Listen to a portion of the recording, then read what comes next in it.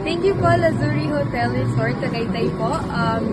All I can say po sa overall po na preparation po for my debut is all goods naman po. Parang wala po masyadong naging problem.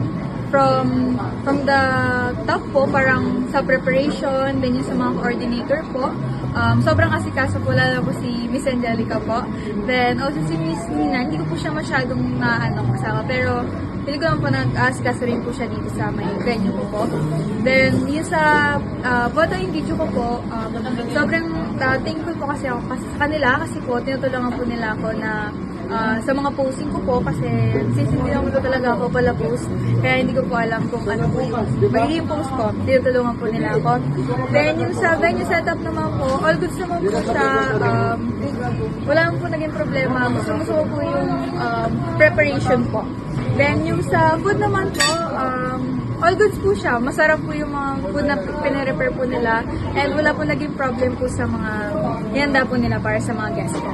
Then yung sa host po, all goods lang din po. And well executed naman po siya. Then yung sa overall po, I'll rate it 10 over 10 po. Since wala po masyadong naging problem. Yun lang po. Thank you!